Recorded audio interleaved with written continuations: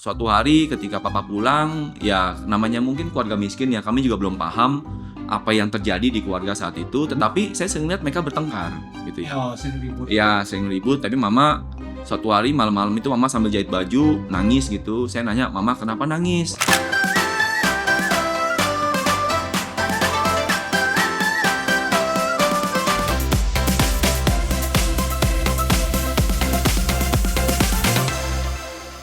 Halo Indonesia, ketemu lagi dengan saya Hasan Karman. Kali ini kita mengundang satu bintang tamu narasumber yang berprofesi atau bekerja sebagai anggota DPRD yang baru saja terpilih. Beliau masih muda, latar belakang juga pebisnis, pengusaha ya, juga seorang aktivis. Nah, siapakah dia? Nanti kita akan bincang-bincang panjang lebar. Tamu kita kali ini adalah Kevin Wu. Halo Kevin, apa kabar? Yes, siap, Ko Hasan, senior saya, Ya, panutan saya. barusan lagi sidang di DPRD DKI Jakarta ya. Ya, betul. Jadi Ini habis ini kita harus kembali lagi. harus kembali turun ke masyarakat. Kan lagi masa reses sekarang, jadi Ya, mesti banyak turun ya. Baik. Kalau boleh saya tanya, mungkin Indonesia juga ingin tahu Ya. narasumber kita ini, guest star kita ini latar belakangnya apa gitu loh. Anda lahir di mana? Saya lahir di Pontianak, usia 2 tahun ke Jakarta, ikut orang tua. 2 tahun Iya. pindah ke Jakarta. Iya. Sekarang masih ada kesan mengenai tempat kota Ya. kelahiran. Sejak SD memang orang tua tuh ketika liburan itu punya kesempatan. Kita dulu masih naik kapal perahu, Oh, perahu. pelni, Sientan ya? peluit ya, Peh? Oh, naik kapal ke sini. Kapal, Bukan naik pesawat. bukan. Oh, sini Ya, yang Pelni punya. pelni. Ya, itu setiap lagi musim liburan kadang ada pulang 2-3 minggu lah ke Pontianak, masih berenang di Sungai Kapuas, ya. Masih ngalamin gitu loh. Kalau saya boleh komentar, umur 2 tahun ikut orang tua ke Jakarta, Ya. itu bukan merantau ya, pindah Pindah, kan? betul. Kalau merantau kan sementara sifatnya, Iya, betul. cuma sebentar habis itu balik lagi. Iya. Ya. Oke, mungkin ya Indonesia ingin mengetahui mengenai latar belakang seorang Kevin Wu.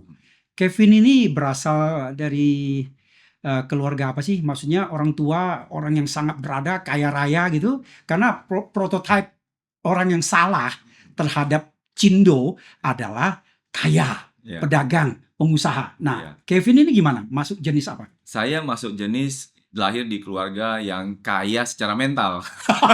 Ada kaya. Kaya secara mental. Oke. Saya bersyukur dilahir dari keluarga orang tua yang memang secara ekonomi saat itu kurang berada. Ya. Tetapi saya dari kecil melihat bagaimana perjuangan mereka itu luar biasa. Orang tua. Orang tua kita luar biasa, baik ayah maupun ibu itu selalu menanamkan nilai-nilai positif, nilai-nilai leluhur budaya kita, termasuk nilai-nilai bagaimana kita harus memperjuangkan sesuatu. Saya ingat ya ketika yang namanya keluarga perantau ya, tadi orang yang baru pindah dari daerah gitu ya ke kota Jakarta yang begitu keras saat itu, tentu persaingan luar biasa. Saya ingat papa saya itu kerja serabutan, pernah kerja di pabrik besi ya, yang temennya punya kecelakaan kepotong tangannya, sering kali Jadi akhirnya kerja di pabrik serabutan ya. serabutan. Ya, mama akhirnya melarang jangan ada yang kerja di tempat itu. Ya pernah jadi supir, pernah jadi penjaga toko buah, pernah macam-macam. Nah, terakhir saya ingat saya bisa menangkap memori saya ketika ayah saya itu jarang pulang ke rumah. Kenapa? Saya tanya, karena jadi supir antar kota. Jadi pulang itu cuma sebulan Nginap ke sekali, sana, betul. baru pulang, ya. Ke Jawa, bawa barang, nanti mesti jual, mesti tagih, nanti pulang lagi ke Jakarta. Jadi cuman ketemu paling sebulan sekali. Nah, di situ saya banyak interaksi dengan mama saya.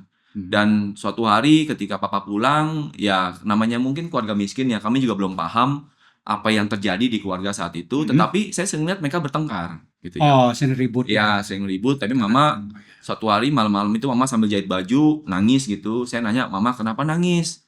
Mama nggak mau jawab. Saya tanya lagi, "Mama kenapa nangis?" Saya belum sekolah.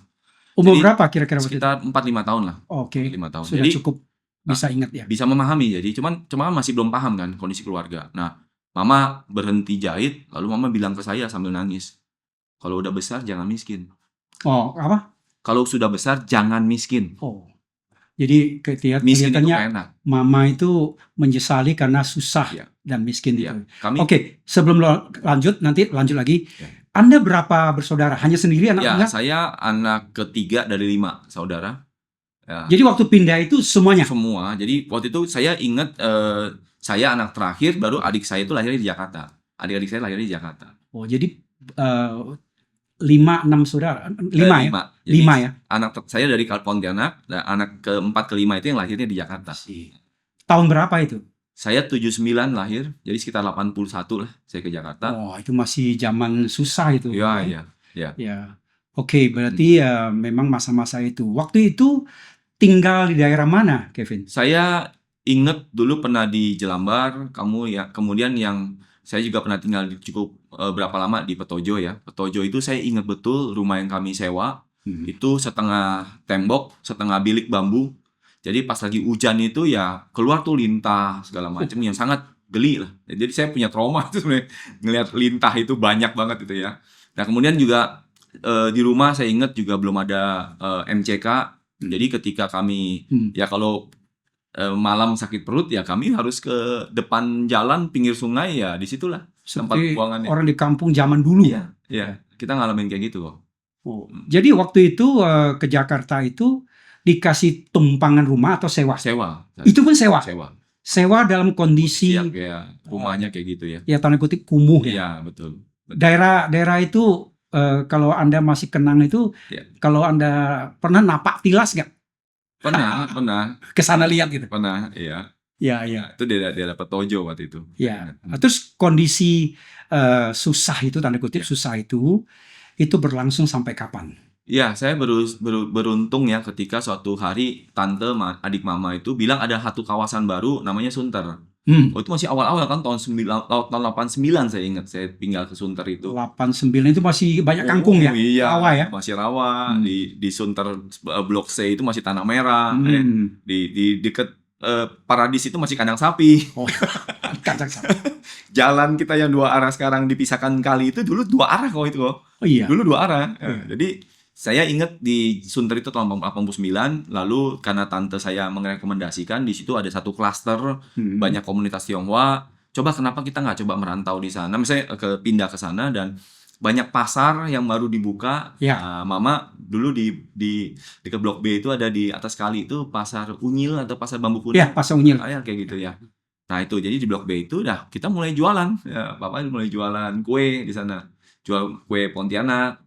Oh, jadi papa mama sama-sama jual kue? Iya. Papa udah berhenti kerja? Ya akhirnya karena pindah ke sana ya mobilnya pun dibawa, mobil truk saya masih inget truk gitu ya dibawa ke Oh, ada mobil? Dulu ya. Milik pribadi apa? Ya. Oh, di modal kerja. Jadi sejak itu kayaknya mungkin papa tabung atau apa gitu ya, ada mobil truk lah gitu. Saya ingat waktu kita pindah ke sana ya mungkin itu jadi modal kerja buat kita akhirnya buka lapak untuk jual kue di awalnya tuh di pasar Sunter yang pasar sementara itu.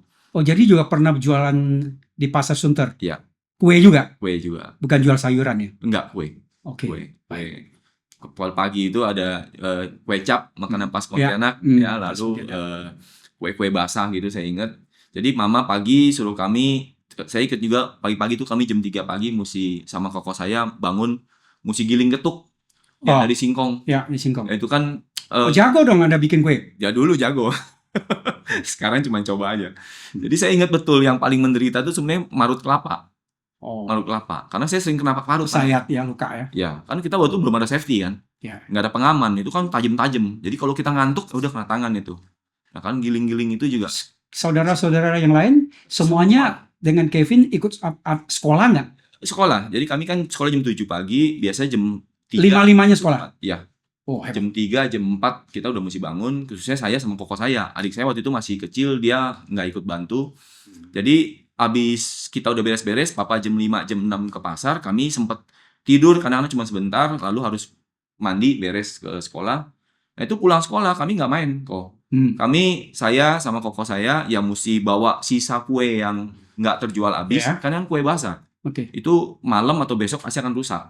Jadi kami keliling pakai sepeda, keliling Sunter. Nggak habis jual di pasar, keliling jual. Diskon 30%, 50%. Nah saat itu sedih ya, kenapa kok teman-teman bisa main kita nggak bisa main gitu ya, mau nangis ya ngelihat keadaan kok sulit gitu ya. Kok teman-teman bisa enak, bisa tidur siang, bisa kemana sama orang tuanya. Kami nggak bisa ngalamin kayak gitu. Jadi setiap pulang sekolah itu ya saya sambil sedih, kadang-kadang keliling komplek A. Saya dulu hafal betul jalan-jalan di Sunter itu sampai gang-gang itu saya hafal betul karena itu area kita. Oke. Nah, sampai kalau ada yang berhenti manggil kita, itu kayaknya seneng banget kok. Wah. Kayaknya upaya kerja keras itu tuh ada yang menghargai gitu. Walaupun saya tahu kadang-kadang mereka membeli kue kita karena kasihan sama kita. Nah, oleh karena itu sekarang kok setelah kita udah dewasa begini ya, saya kalau ngeliat ada anak kecil yang jualan ya, itu saya ingat saya masih kecil gitu loh. Saya ingat saya masih kecil seperti itu, walaupun dia cuma jual tisu. Iya, iya. Sebisa mungkin saya beli dari mereka, nggak usah ditawar. Pada masa itu ya, Kevin menyesali nggak nasib bahwa lahir dari keluarga miskin seperti kata mama, kalau besar jangan menyesali nggak waktu itu? Menyesali. Ya. Ya saya anggap ya tadi. Menyalahkan orang tua nggak?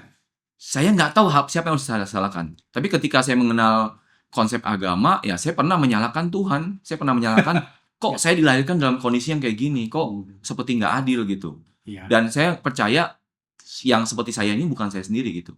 Dan saya selalu menjadi pertanyaan bagi saya gitu. Menyalahkan Tuhan ya, bukan menyalahkan orang tua ya. Ya, makanya saya bisa memahami ya, orang miskin itu mudah tersulut emosinya. Iya. Karena dia banyak amarah. Iya. Banyak amarah yang nggak bisa disalurkan, dia nggak tak mungkin juga karena akhirnya jadi kurang wisdom ya. Iya. Dia nggak tahu harus ke siapa gitu. Dan sebenarnya kesulitan-kesulitan ini itu yang ditambah dengan wisdom dari orang tua, ini yang membuat kesulitan itu menjadi satu tekanan mental untuk kita memperbaiki diri, untuk kita mau kerja lebih keras, untuk kita mau kerja lebih hebat dari orang lain. Nah, jangan sebaliknya. Ada orang yang tidak seperti kuat dalam tekanan, maka tadi dia akan hancur berkeping-keping, mentalnya rusak, ya menjadi tambah malas, menjadi tambah ini. Dan itu yang saya salut sama orang tua saya, justru menjadikan kesulitan sebenarnya pemacu bagi kita untuk lebih baik lagi, lebih kuat lagi, lebih cepat dari yang lain. Saya pengen tanya ya, Anda kan dari Pontianak ya, jadi pindah ke Jakarta. Papa mama itu termasuk yang pengungsi mangkuk merah bukan? Chow Fung Tewa. Itu kalau istilah Kalimantan Barat. Saya kurang paham kok. Yang tahun 197, bukan? Saya nggak tahu. Kayaknya bukan. Bukan ya? Kan Ya karena sebenarnya di Kalimantan Barat itu kan banyak yang begitu, akhirnya harus mengungsi dan pindah ke Jakarta, berjuang ya. Bukan ya? Belum tahu ya? Saya bukan itu. Oke. Nah, waktu kecil ini, pengalaman Kevin kecil itu banyak belajar ya katanya, belajar dari mama, belajar wirausaha atau entrepreneur. Betul. Itu ceritanya belajar entrepreneur itu dagang kue nih. Ya, jadi saya ingat waktu kelas 1 SD pertama kali ke sekolah, Ko Hasan. Jadi suatu pagi mama saya bangunin saya lebih awal, mama bilang ini masih di Petojo. Belum di Sunter nih, belum jualan kue. Kalau jual kue udah kelas 3 ke atas. Waktu saya kelas hari pertama di sekolah, mama bangunin saya pagi-pagi. Mama nanyakan satu pertanyaan yang saya nggak pernah lupa sampai hari ini kok. Pertanyaan mewah bagi saya untuk saat itu. Apa tuh? Mama nanya, hari ini kamu mau makan apa? Itu pertanyaan mewah bagi orang miskin kok. Oh iya. Karena selama ini kita nggak pernah ada hari makan apa? Iya, macam-macam. Apa yang tersedia kita mesti makan kan? Kan gak ada pilihan. Tapi pagi itu mama nanya seolah kami punya pilihan. Kamu mau makan apa hari ini? Saya kaget. Loh mama mimpi apa? Enggak. Serius, kamu mau makan apa? Mama serius, ayo ikut mama ke pasar. Saya diajak jalan ke pasar, semangat sekali. Saya di tengah jalan, mama gandeng tangan saya ke pasar Petojo namanya. Saya udah membayangkan tuh, saya pengen ini, karena nggak pernah dikasih kok. Namanya orang miskin, belum pernah. Kemewahan. Nggak pernah ada kemewahan gitu loh. Jadi sampai di pasar, mama sekali lagi nanya, coba lu tunjuk, lu pilih, lu mau makan apa? Kita waktu itu ada wafer yang... Hanya kamu atau ada saudara yang lain? Saya sendiri. Kamu agak spesial ya? Makanya mama, saya ingat dulu kita punya coklat Superman, M Jago. Oh iya. Coklat M Jago, ada wafer Superman. Iya. Ya, ada apa namanya coklat payung. Coklat tingkat payung itu. Nah, saya kan bingung kan. Ini mama, saya bilang, "Ma, boleh pilih?" "Boleh, lu pilih satu tapi." Dari berbagai banyak pilihan, orang hanya boleh satu. Hanya boleh satu. Nah, akhirnya saya pilih wafer Superman. Coklat Superman itu mewah bagi saya saat itu. Dan apa yang menjadi kaget kok, apa yang lebih kaget lagi, ternyata mama nggak beli satu. Mama beli sekotak. Oke. Yang isinya 48. Mama pesannya begini, lu bener-bener mau ini? Iya mak, saya mau ini. Lu jual semua, lu boleh makan satu. Ternyata kena trik tuh ya. Bukan kasih kemewahan, tapi kamu dikasih tugas. Dikasih tugas. Harus jual, baru boleh dapat reward. Yes. You Ternyata mau sesuatu, hasilnya? you mesti fight. Hasilnya? Saya bawa hari pertama sekolah, nggak punya temen, bawa 2 kresek, 1 kresek tas, alat tulis, kantong plastik, 1 lagi kresek, ya wafer. Nggak lumer semua tuh, coklat. Jalan kaki, ya ke sekolah. Kena panas kan, lumer. Iya, nggak kan dia ada kardusnya. Oh, Kita jalan. Nah, sampai di sekolah, baru masuk disuruh perkenalan juga, pegang 2 kantong, halo nama saya Kevin, bla bla bla gitu kan. Ya, udah, duduk nggak punya teman.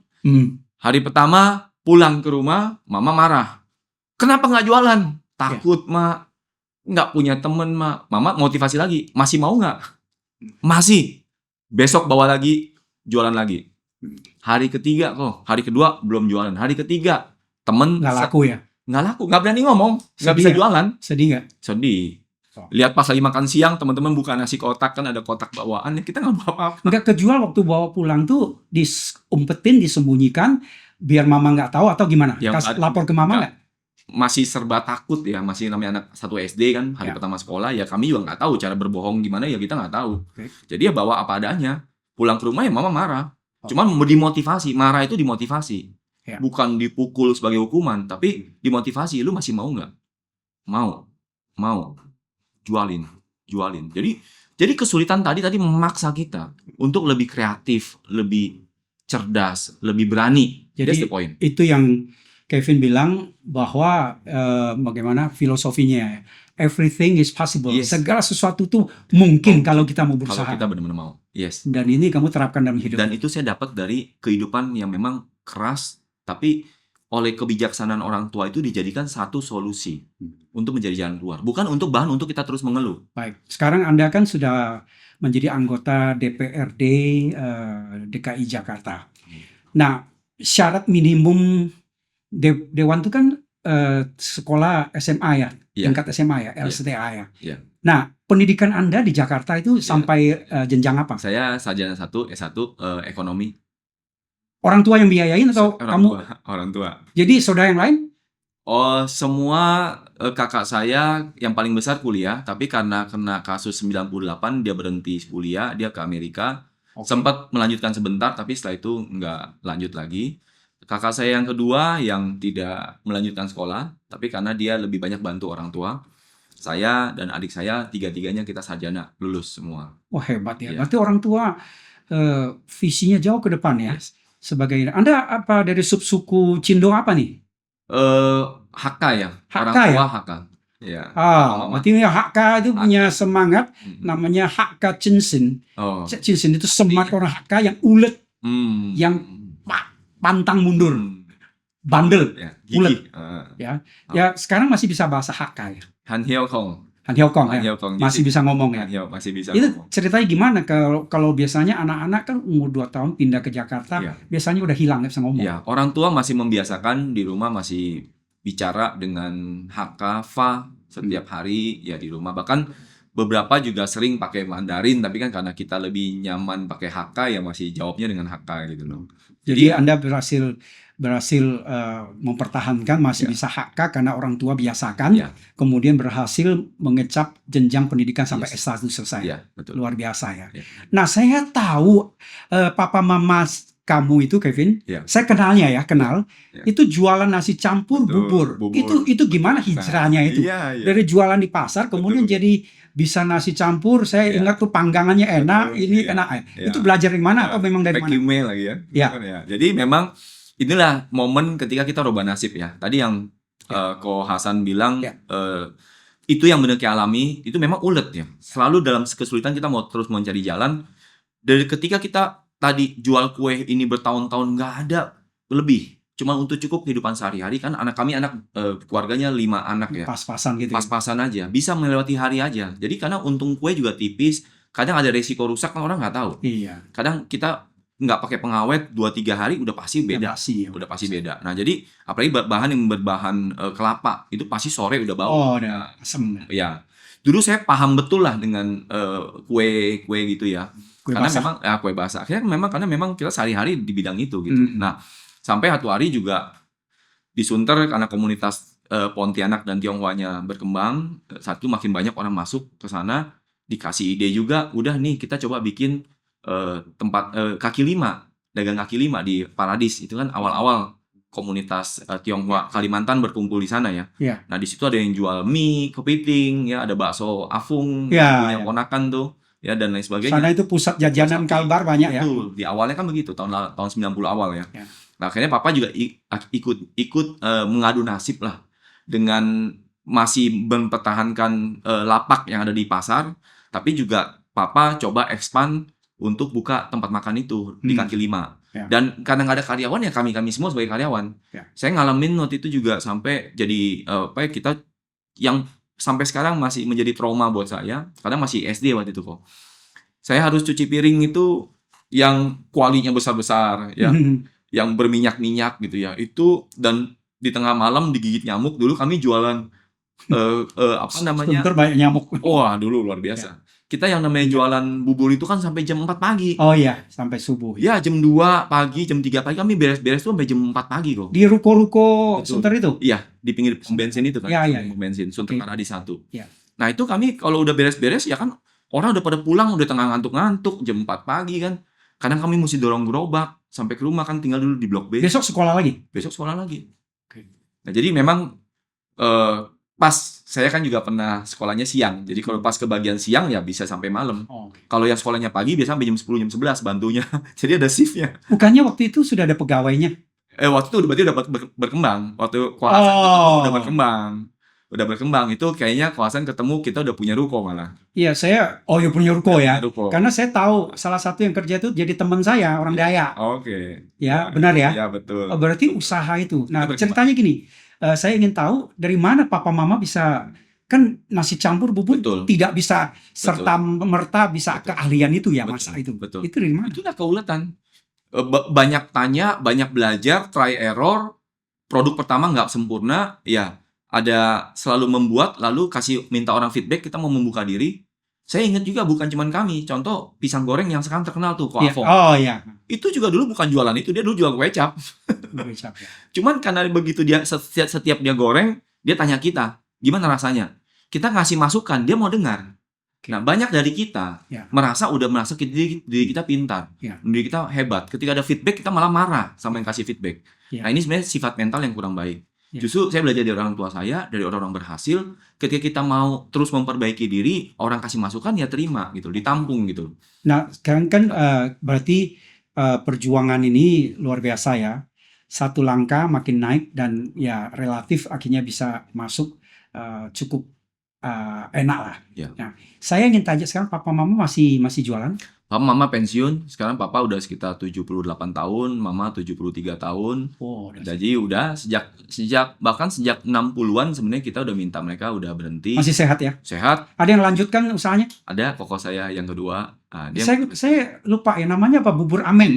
Amen. Ya, Amen. masih pakai nama itu. Oke. Oh, Amen Resto. Saya ingat saya pernah makan Iya. dan enak. Iya. Cuma karena waktu suatu kesibukan saya pindah ke luar Iya. daerah, lama nggak Iya. pulang. Iya. Ya, jadi masih ada ya. Saya ingat dulu Ko Hasan sering ketemu papa ya, CC kami Iya. kok. Nah, Ya, bagus. Oke, sekarang kita move ke pertanyaan lain ya. Iya. Sekarang sudah jadi dewan, Hmm. tapi sebelum dewan selesai Anda lulus kuliah S1, Iya. kerja sebagai apa? Saya dulu ikut di dunia pengembangan sumber daya manusia. Saya ikut di dua lembaga training yang sangat terkenal, yaitu Pak Andri Wongso. Oh, Dia motivator waktu itu. Ya, kami banyak memberikan pelatihan. Hah? Saya sebelumnya ya sempat pantesan jago Anda motivasi orang. Oke, terus ya karena saya dibimbing langsung sama Pak Andri Wongso. Saya senang sejak kampus saya juga aktif di mahasiswa kok. Ya. Saya berorganisasi. Akhirnya saya menjadi ketua senat mahasiswa. Oh, Saya- pernah jadi ketua Saya senat. pernah jadi ketua senat. Di mana Di kuliahnya? di Quick&G. Oh, oke ya, STIE. STIB. Ya, jadi saya membawahi 23 organisasi kampus. Saya bisa mengelola mereka. Di situ saya belajar tentang leadership, manajemen, bagaimana mengelola orang, Ya. mengelola organisasi. Nah, menghadapi banyak tantangan lah kan. Ya. Kita di mahasiswa biasa gitu kan. Demo-demo ya udah biasa juga. Nah, Jadi situ yang mulai kepedulian saya terhadap isu-isu sosial. Termasuk kami dulu juga, saya di kampus kita mimpin demo untuk menuntut hak mahasiswa terkait sama biaya kuliah dan lain sebagainya. Itu masa kuliah itu tahun berapa? Masih Saya 99 dulu kuliah sampai 2002. Oh, itu sudah agak bebas setelah reformasi ya? Setelah reformasi, tapi nuansanya masih nuansa Iya. reformasi Sosial. waktu itu. Karena zaman saya tidak boleh mahasiswa berdemo-demo, Yes. tangkap. Yes, represif sekali ya. Ya, Nah, kami ngalamin itu kok. Nah, jadi saya mulai menyuarakan isu-isu sosial dan mulai muncul kepedulian gitu. Karena tadi kan nasib kecil yang sulit ya, Ya. punya filosofi kalau mau dapat sesuatu do something. Ya. You want to get something, you must do something. Ya. Nah, jadi hal-hal kayak gini yang akhirnya saya juga mulai muncul masuk ke ranah yang lebih luas, bukan hanya isu pribadi tapi isu masyarakat. Memperjuangkan hak mahasiswa. Kemudian ketika saya aktif di selesai itu kan saya tadi terlibat di dunia pelatihan, saya juga makin mengembangkan nih.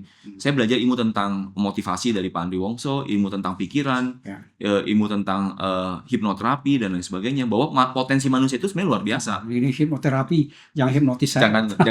Jangan lihat mata.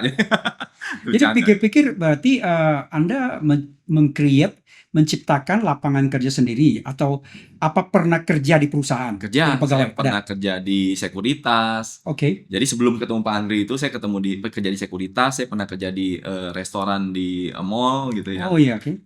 Sempat serabutan cuma 3 bulan, 6 bulan, tapi saya akhirnya hati saya itu masuk ke dunia pelatihan. Saya melihat bagaimana orang itu bisa berubah dari paradigma, Ya. cara berpikir. Kalau cara berpikir orang itu bisa berubah, itu bisa merubah hidupnya gitu. Itu yang saya lihat ketika Pak Andri Wongso itu memberi motivasi ke orang. Ada satu kejadian yang saya nggak pernah lupa kok. Ya. Menurut saya ini luar biasa, magical moment nih.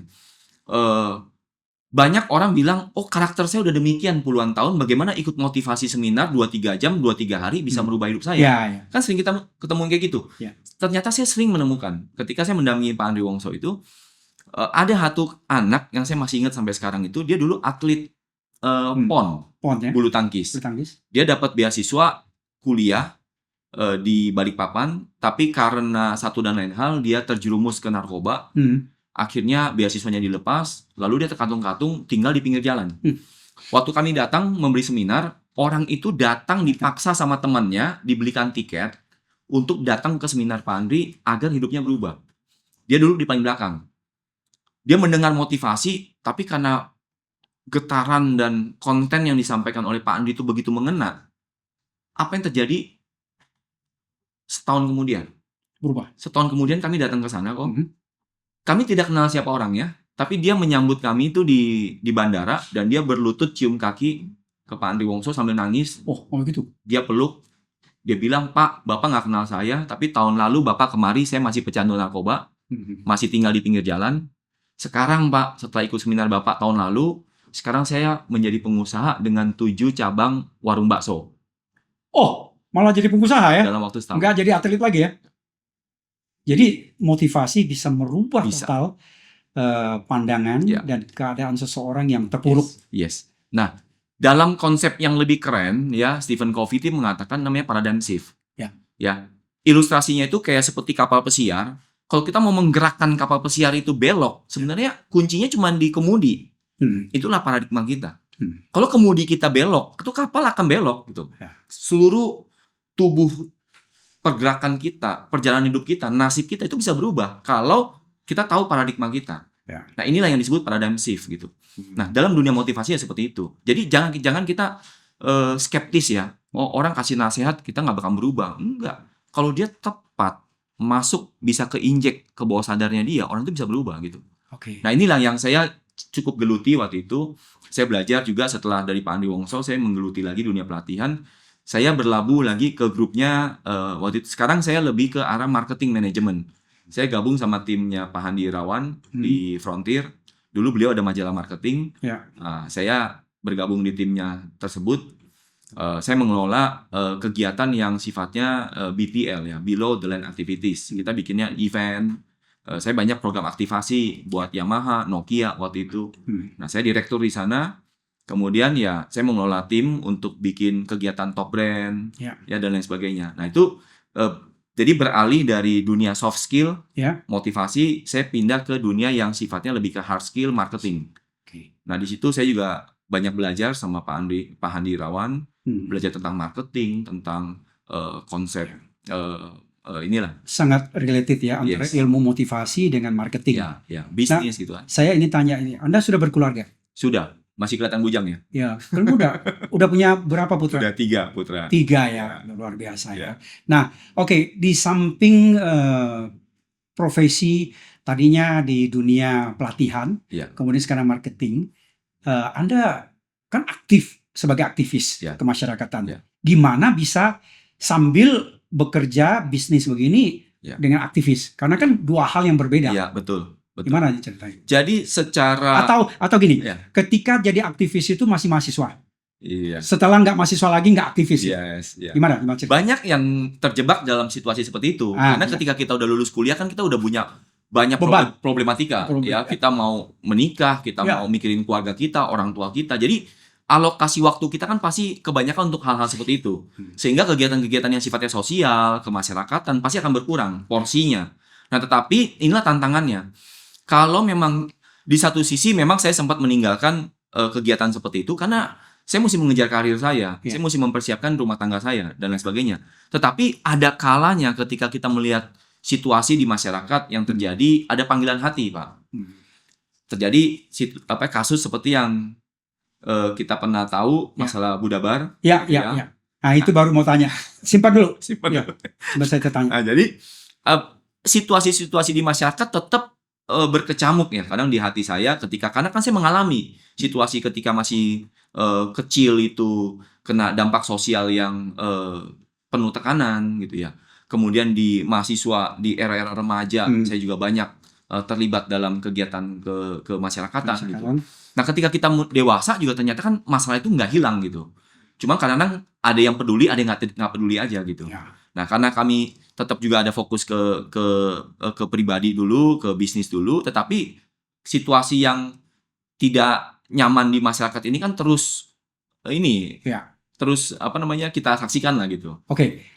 Mungkin dengan latar belakang seperti itu akhirnya ketika beberapa tahun yang lalu muncul kasus Budabar, artinya mungkin Indonesia kalau tidak tahu Budabar itu kasus apa, itu ada suatu waktu sebuah kafe atau restoran atau tempat hangout menggunakan patung Buddha sebagai ikon atau dekorasi di situ. Nah, terjadilah demo. Nah, Kevin salah satu komponen atau orang yang keberatan dan demo. Nah, ceritanya gimana mengenai demo menolak penggunaan patung Buddha itu sebagai dekor itu? Ya, saya sebagai umat beragama, kemudian juga orang yang sebenarnya tidak punya posisi apapun. Ya, saya orang biasa, bukan tokoh, bukan siapa. Waktu itu Anda masih mahasiswa Buddhis atau apa? Kan ada organisasi kan. Tapi udah nggak terlibat gitu. Tapi ya kita orang biasa aja gitu. Cuman temen ngadu, kok ada kejadian kayak gini, kita mesti ngapain nih? Ada leadernya nggak? Ada leader yang sharing ke saya, Kevin, ada kejadian seperti ini, bagaimana sikap kamu? Saya blank, saya bingung. Antara marah, kecewa, takut, bingung, nggak jelas, nggak ada arah. Nah, cuman apa yang kami lihat bahwa tadi yang Ko Hasan sampaikan bukan hanya ornamen sebenarnya, terkait penggunaan nama. Buddha ini kan satu istilah yang digunakan juga sebagai nabi kan. Agama Buddha itu kan nabinya ya Buddha. Nah, saya juga tanya ke teman-teman yang lain ketika nabinya digunakan bar yang konotasinya hiburan malam, apakah layak? Kan nggak cocok. Jadi penggunaan brandnya sendiri udah nggak tepat untuk apalagi kondisi Indonesia yang sangat religius ya dan majemuk ya. Kemudian termasuk tadi penggunaan ornamen juga di dalamnya. Bukan selain itu, plus kegiatan-kegiatannya kan mereka ada event. Nah, ada event yang sempat terliput dipublikasikan oleh media itu penggunaan sorry to say kayak sexy dancer gitu ya. Di tengah ornamen-ornamen yang kita anggap religius itu kan kurang pas. Tapi sebelumnya kan Budabar ini kan bukan hanya di Jakarta toh. Betul. Ada di negara lain. Betul. Dan itu oke-oke saja. Sebenarnya kalau dibilang oke juga enggak. Sudah ada keberatan. Cuma kan mereka hidup di negara yang lebih sekuler, liberal lebih liberal. Ya, sehingga protes yang muncul pun tidak heboh atau itu sebenarnya karena kan mereka adanya di Perancis ya, di Eropa. Lalu dengan adanya penolakan dari umat beragama di Indonesia terhadap Buddha Bar di Jakarta, Ya. sebenarnya itu memetik penolakan juga yang ada di Singapura. Oke. Karena penolakan di Singapura, Ada domino efeknya. yes, domino effect. Ya. Ya, kita sebutnya butterfly effect. Butterfly effect. Dan akhirnya Singapura itu ganti nama jadi Barfly. Oh, butterfly. Dari Cakep. Buddha Bar menjadi Barfly. Oh. Kemudian di Bandung, yang dulunya di Bandung juga ada namanya Buddha Spa. Karena penolakan kita dan kami kirim surat ke mereka, mereka ganti sekarang Banana Spa. Ya. Jadi Ini ownernya sebenarnya punya siapa? Itu macam franchise atau apa? ya, yang kami tahu awalnya kami tidak tahu siapa di balik mereka, tetapi para tokoh-tokoh yang kami adu, mereka bilang ini ada orang besar, banyak orang berpengaruh di Yang jelas ini investor yang punya modal besar, punya pengaruh Ya, besar, oke. ya, dan Ya. punya power lah.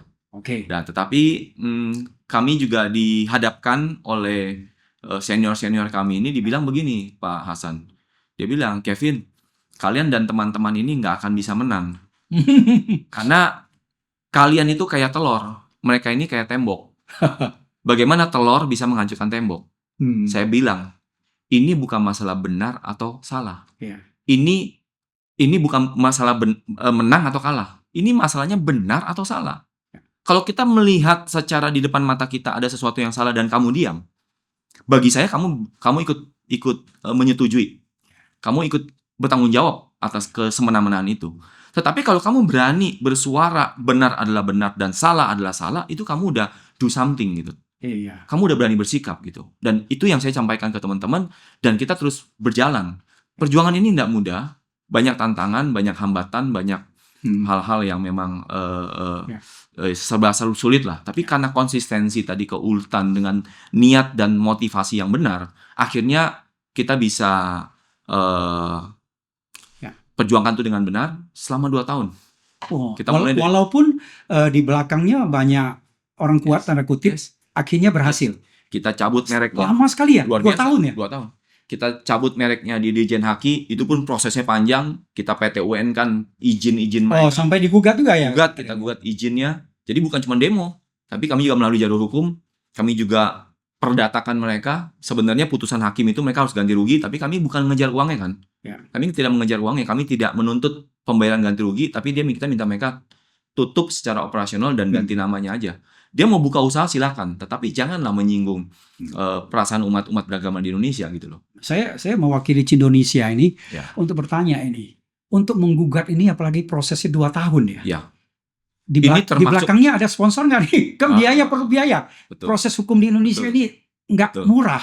Ketika pejabat kita tahu bahwa permasalahan ini menjadi sorot Oh, oke. oleh media massa, oleh para Waktu itu belum medsos belum ada canggih ya. medsos, Nah, tetapi kami udah diliput banyak media. Oke. Sekarang masih bisa ditemui di detik.com, Ya. Kompas masih ada. Yes. Ya, jadi apa yang kami perjuangkan tetap masih tersimpan sebenarnya Ya. dokumentasinya. Ya. Jadi karena itu menjadi satu sorot perhatian publik, saya rasa mungkin para penegak hukum juga agak khawatir lah kalau memang neko-neko gitu ya. Kalau nggak diproses atau dibiarkan, Betul. malah image-nya nggak Betul, bagus. betul. Mereka ya. Nah, kami juga apresiasi lah tentu karena pasti banyak juga yang mendukung, yang masih punya hati nurani, yang menjaga lah bahwa tadi sesuai dengan seruan Ya. kita benar adalah benar, salah adalah salah.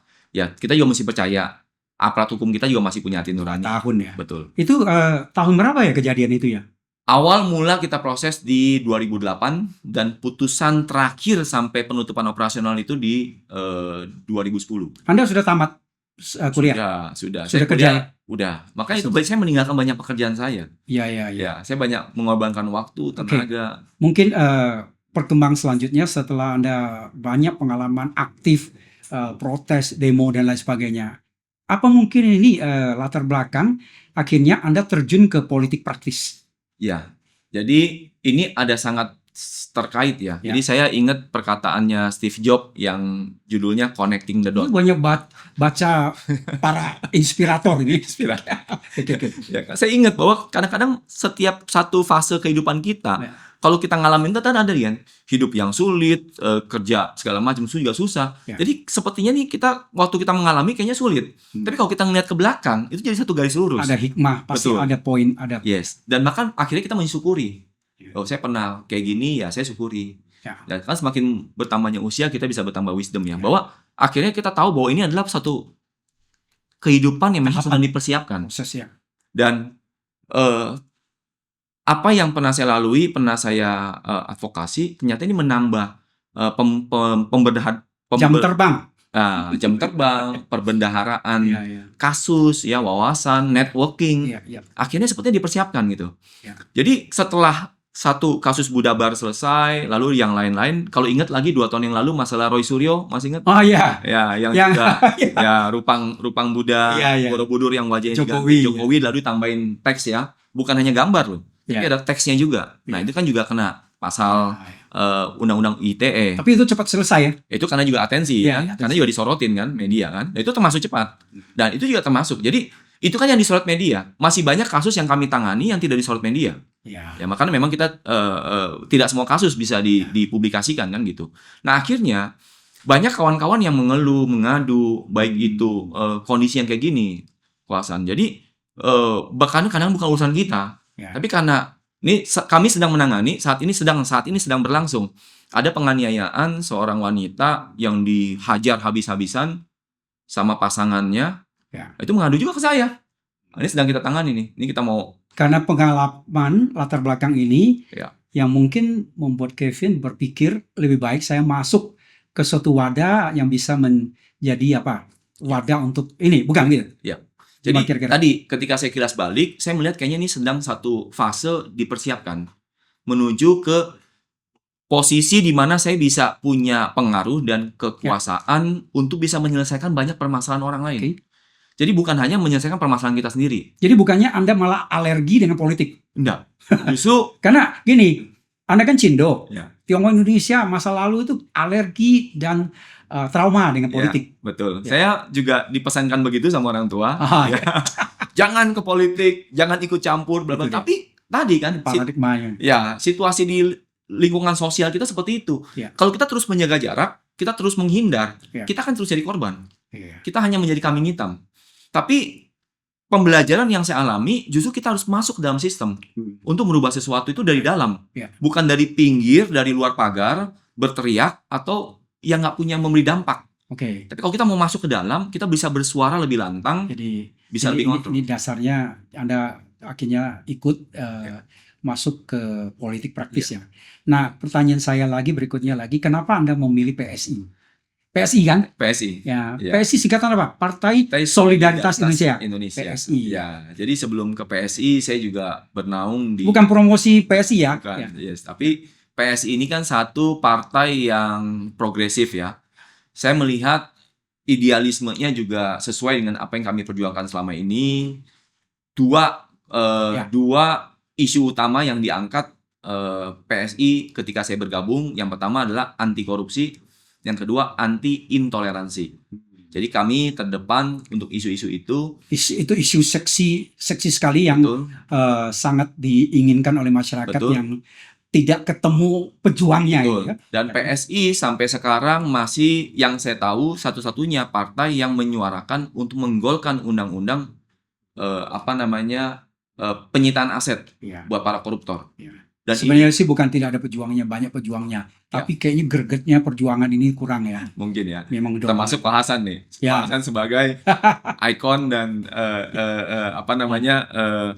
ini saya, inspirasi saya ya. Pak Hasan ketika dulu menjadi wali kota pertama Tionghoa itu saya sangat bangga sekali. Ya, saya sangat bangga. Saya banyak baca juga profil Bapak. Itu masa sulit. Yes. Jadi jauh sebelum tokoh-tokoh yang kita kenal sekarang lah. Saya tahu Pak Hasan juga berani mendobrak, berani tampil di depan, berani menjadi bemper. Nah itulah. Sekarang jalan terbuka jauh lebih gampang ya, karena sudah terbuka. Yes. Nah, saya tanya lagi Kevin, tentu banyak suka duka di dalam masa kampanye ketika terpilih itu loh. Nah, kita tidak bisa menjamin pasti terpilih kan. Nah, pengalaman yang orang bilang bahwa politik Indonesia ini mahal, money politik dan sebagainya. Pada masa Anda kampanye itu.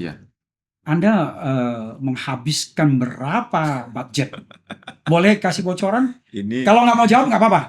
Ini pertanyaan yang sering kali orang tanyakan ya. Karena penasaran kali. Karena realita politik kita. Gini, karena saya nggak tahu Anda punya masa nggak? ya kan? Ya. Yang suara itu kan massa, ya, Betul, silakan. betul. Nah kan dengan terpilih udah tahu, Ya. udah bisa menjawab kan, ada masa atau enggak. Ya, Jadi karena kalau memang sifatnya transaksional, ya pasti pamrih ya. Pamri ya. Ya pasti ada namanya transaksional. Ada hal yang dibeli, ada hal yang mesti diberikan. Ya, Wani Piro gitu. Wani Piro. Nah, ini yang saya sejak awal tekad saya itu saya menghindari itu, Ko Ya, Hasan. Mm-mm. Satu, saya bukan dari klan dinasti politik yang memang punya anggaran tak terbatas. Ya. Tentu saya juga Itu dari cerita masa lalu ya. saya mengukur diri. Ya. Ya kita tahu kita anak penjual kue, Ya. anak penjual bubur, ya siapalah kita. Cuman tadi karena modal sosial yang sudah saya tanam jauh-jauh hari kan. Ya. Modal sosialnya ya berupa tadi benar-benar turun menyuarakan aspirasi masyarakat, bukan kepentingan pribadi. Dan itu bukan saya buktikan ketika kampanye. Mm. Jauh-jauh sebelum itu sudah saya buktikan gitu. Ya. Saya berjuang buat orang banyak. Saya rasa itu akhirnya terbuka ya.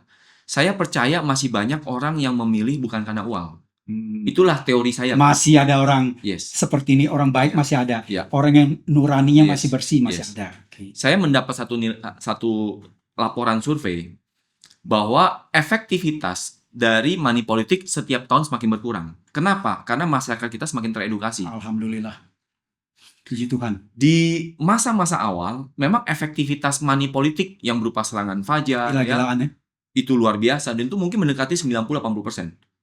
Jadi ketika sampelnya sederhana, kalau kita membagikan 10 atau 100 amplop di Ya. sebuah komunitas untuk memilih kita, itu biasanya angkanya tadi di awal-awal pemilu langsung itu bisa 80-90%. Jadi dari 100 yang disebar, ya 80 bisa dapat Ya. suara di sana. Lalu periode berikutnya semakin menurun. 70, 60, 70%, bahkan hari ini tahun di 2004 kemarin pemilu itu mendekati cuma 30%, Pak. Hmm. Jadi maksudnya begini, kalau ada orang yang memberi amplop 100 yang terpilih karena uang itu cuma 30.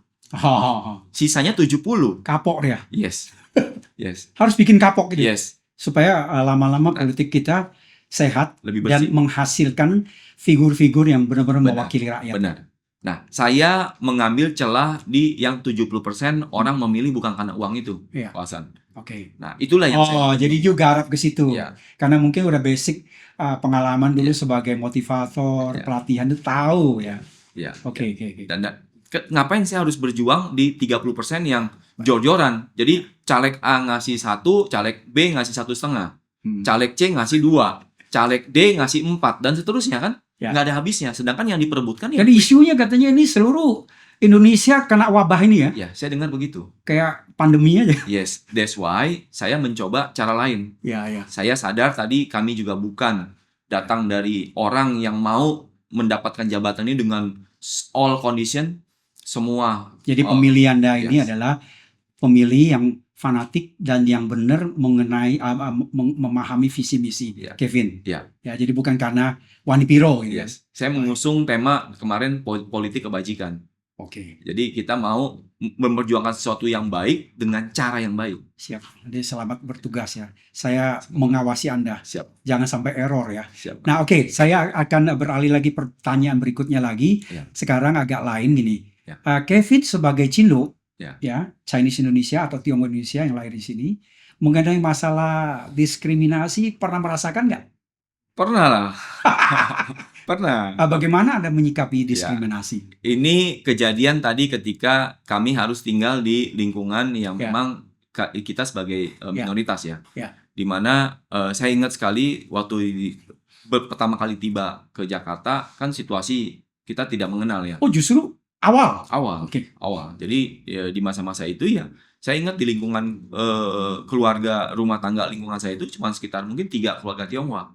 Selebihnya ya orang Tionghoa. Tinggal di lingkungan yang Ya. tidak familiar itu. Betul. Oke. Nah, jadi Ya. kami setiap hari mengalami bully ya, pembulian baik secara verbal maupun secara fisik gitu ya. Oh, ada ya. Ada ngalamin itu ya secara keluarga. Tahun 80-an. Tahun 80 awal. 80 awal. Nah, jadi hidup yang kondisi seperti itu membuat saya secara tadi fisik maupun secara psikis itu tertekan.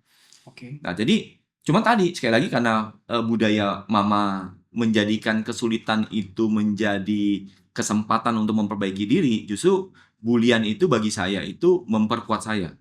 ya cacian itu memperkuat saya, termasuk kokoh saya segala macam, akhirnya membuat kami lebih kuat, Oke. lebih tahan secara mental. Jadi pengalaman itu pun juga semakin membuat kita ada suatu semangat untuk berjuang untuk membuktikan lebih baik gitu ya. Betul, Ya. betul. Ya, saya rasa itu oke lah. Nah, sekarang gini mengenai diskriminasi juga. Dulu kan masih ada dilanggengkan istilah sebutan Cina.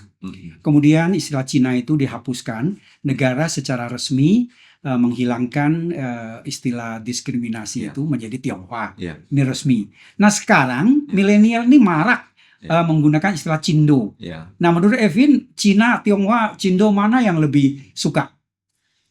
Bukan saya suka lah, gimana lebih kena? Pandangannya ya. Ya. Jadi tentu kalau kita ngikutin istilah itu secara harafiah ya, di Indonesia saya rasa lebih pantas disebutnya Tionghoa ya. Tionghoa ya. Ya. Namun kembali kan bahwa bagaimana kita memaknai sebuah kata gitu ya. Nah, kalau Itu memang bahasa gaul kali ya, bahasa Cindo. gaul, betul. Ya kan bagi mereka ini kan karena mereka tidak mengalami masa-masa seperti itu, Ya. dan bagi mereka ini adalah satu panggilan yang mungkin panggilan akrab gitu ya. Jadi mereka sendiri bangga menamakan diri mereka tadi Cindo ya dan sebagainya ya. Karena maknanya mereka kan nggak demikian. Sedangkan kalau kita bicara di senior-senior kita yang 60 ke atas, yang nggak mengalami, ini nggak mengalami. ngalamin ya. Pasti kan mereka punya satu memori yang kurang berkesan ketika itu disebutkan gitu ya. Jadi saya yang hidup di tengah-tengah, saya antara Z kan nih, itu 79 kan, tengah-tengah. Jadi sebenarnya nggak terlalu bermasalah kalau saya, nggak terlalu bermasalah. Toh sekarang juga tadi dengan adanya tokoh seperti Ko Hasan tampil, tokoh-tokoh yang lain tampil, tokoh lain yang saya hormati itu kayak Pak Kwik Yanji waktu itu, akhirnya kan juga masyarakat juga bisa menerima. Dan fakta kami di organisasi kan kita di PSMT juga terus meneliti sejarah-sejarah perjuangan Tionghoa Indonesia, bagaimana turut memerdekakan bangsa kita, kan perannya banyak sekali. Dan akhirnya ya kita nggak bisa lepas ya dari terbentuknya dan keberlangsungan bangsa ini gitu.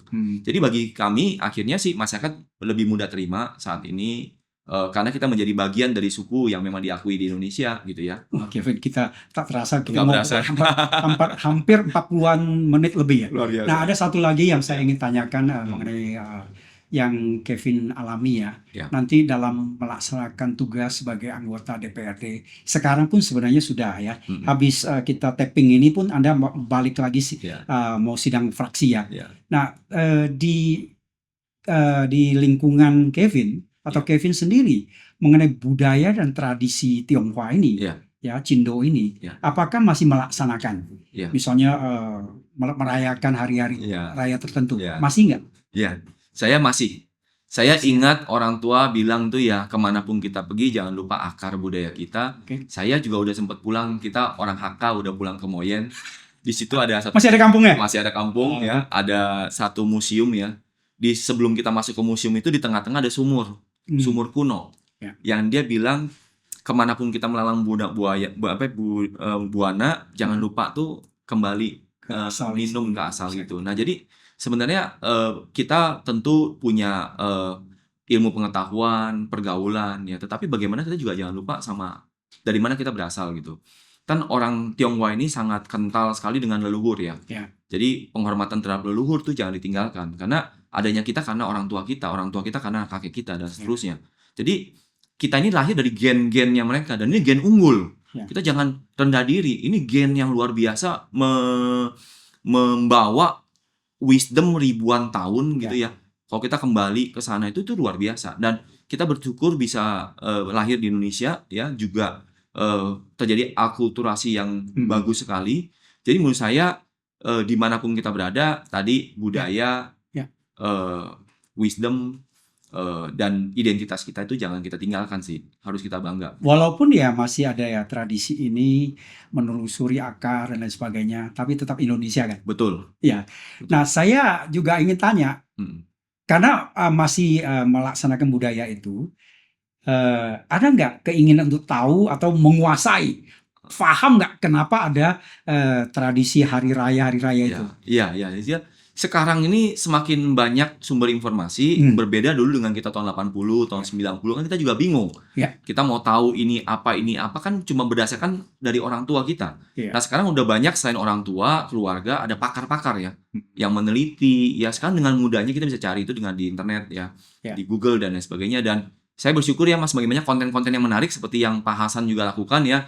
Konten-konten tentang edukasi budaya menurut saya ini luar biasa sekali ya. Jadi ada keinginan untuk mencari tahu ya, dan semakin banyak kaya sekarang informasi, termasuk kontennya Pak Hasan saya selalu ikutin lah. Jadi harus ngerti lah akar kita ya. Setuju. Ya, baik. Vin, ngomong-ngomong saya ingin tahu kenapa Anda selalu pakai shell ini ya? Itu apa ya? Boleh ya? Tanya nakal aja. Boleh. Boleh nggak jawab? Boleh. Kenapa? Boleh. Ada latar belakangnya apa? Latar belakang yang pertama tadi ini bagian dari saya mencintai budaya Indonesia. Oke. Jadi saya pernah satu fase itu keliling Indonesia. Tadi di dunia pelatihan. Saya dulu seminggu itu bisa 2 kota, 3 kota. Jadi setiap saya ke daerah, saya selalu menemukan hal-hal unik ya. Khususnya itu di makanan. Tapi di luar makanan ada khas kain gitu. Dan pengalaman pertama saya itu menggunakan kain ini ketika saya masuk ke satu desa adat, di mana saya melihat si ibu-ibu ini menganyam pakai tangan gitu ya. Tenun ya, dia nenun pakai tangan. Lalu rombongan kami teman-teman datang nanya, "Ibu ini dijual?" "Iya, dijual." Ketika dia sebut saya lupa 50.000 atau berapa. Ditawar teman saya. Saya bilang, "Ini ibu sudah susah ya, susah banget bikin ini, bisa berhari-hari ngerjain, tapi kenapa mesti ditawar gitu?" "Udah, Bu, saya beli." Saya bilang saya akan bantu promosikan. Nah, cara saya mempromosikan, saya menggunakan. Dan saya menggunakan dengan bangga. Bukan menggunakan dengan malu, dengan takut gitu ya. Berarti itu latar belakangnya. Latar belakangnya. Jadi begitu banyak, begitu kaya budaya bangsa kita, salah satunya dengan kain-kain yang begitu khas. Dan ketika saya keluar negeri juga mereka tuh seneng gitu ngeliat ini tuh punya nilai filosofi yang luar biasa kan. Nah, jadi saya sejak itu mulai koleksi. Setiap saya ke suatu tempat, yang di Kalimantan ada khusus, Sumatera ada khusus. Banyak, Indonesia kaya dengan tenun ya. Betul. Nah, that's why sejak itu saya mulai koleksi, ya saya pakai aja. Jadi setiap forum resmi maupun tidak resmi, ya kalau saya bisa saya akan pakai. Saya selalu pakai. Jadi sejak itu saya sebagian mempromosikan kekayaan budaya kita. Nah, sekarang saya minta closing statement dari Kevin ya untuk penutup pesan kepada Cindonesia ya, semoga bisa menjadi sebuah inspirasi. Ya, yang pertama tidak penting dari mana kita berasal, tetapi yang lebih penting kemana kita mau pergi. Apapun latar belakang kita, selama kita tahu tujuan kita, yang jelas tujuan baik, tujuan yang benar, maka beranilah melangkah, beranilah berbuat sesuatu. Pengalaman hidup mengajarkan saya, kita tuh kalau melihat situasi yang tidak ideal, kita punya keinginan dan punya power untuk merubah itu. Jangan hanya pasif, lalu Anda pesimis. Dan ke depan masih banyak peluang yang bisa kita lakukan. Terus belajar, terus berusaha, dan terus berdoa. Semoga apapun cita-cita dan impian besar Anda akan terwujud. Saya rasa demikian dari saya. Baik. Terima kasih. Kevin Wu, from zero to hero. Dari susah, keluarga yang sangat miskin, kemudian beranjak sampai menjadi anggota DPRD DKI Jakarta. Semoga dia bisa memperjuangkan aspirasi masyarakat yang memilihnya ataupun yang tidak memilih ya. Saya Hasan Karman, sampai jumpa di episode lain.